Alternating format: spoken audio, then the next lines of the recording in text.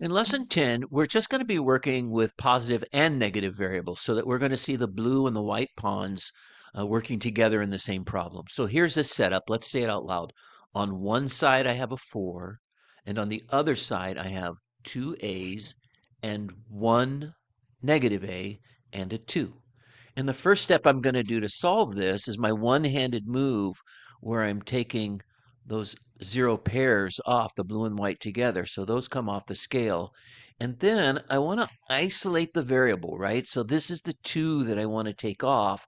And to take that off, I'm going to go ahead and replace that 4 with two 2's so that now I can have a two-handed operation where I lift, pause, and pull these off. And now we clearly see that our A equals 2.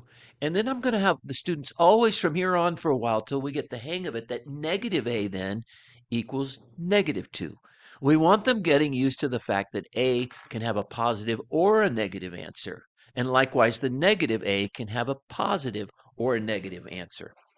So let's take a look at what this looks like when we're drawing it, right? So I have the same problem here, and drawing it, we're going to draw this. On one side, I have a 4 in a cube because negatives will be in circles, two A's and a negative A and a 2. Now, to take off that zero pair, I'm just going to circle it like this and show that I've taken it off of the scale. And then to change that 4, what I'm doing is taking this 2 away from both sides. And so I'm going to just make a little notation that that 4, I took a 2 away from it. And when I do that, I'm left with a 2. And I'll draw it like this. So I took 2 away from both sides, my two-handed operation, and I'm left over with a 2. So now I'm going to redraw the scale, and what do I have left? On one side, I have that 2.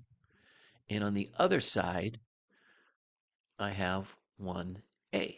And so we can clearly see now that the A equals 2, and I'm also going to say that my negative A equals negative 2. Let's take a look at a second example. This one looks a little bit different. So on one side, I have 3 negative B's, and on the other side, I have 1 B and 1 negative B and a 9.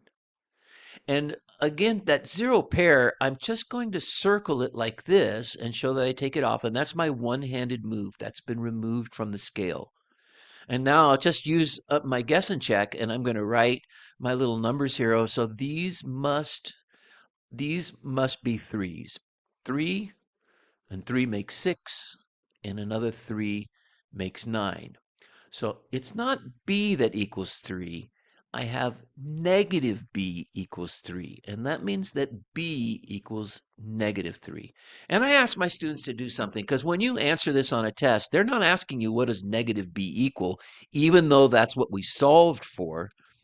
They're asking for B, and I ask them, draw a box and kind of tip it to the side a little bit so that your eye can go, and I don't really care where they put this on their page, as long as I see the answer in a box and it's the B that equals a negative 3. All right, let's take a look at one more example. In this problem, we have 3 negative C's and 1 C, and on the other side, I have 1 negative C and a 6. And again, we're going to go and do our one-handed move and take off this zero pair off the scale. And then I can go ahead and remove 1 negative C from both sides.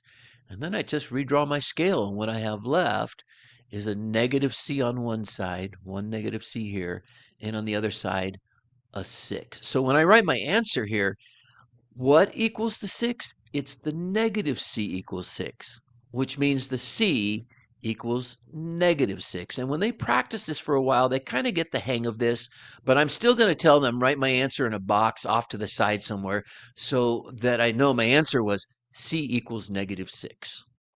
And that ends lesson 10. Thank you.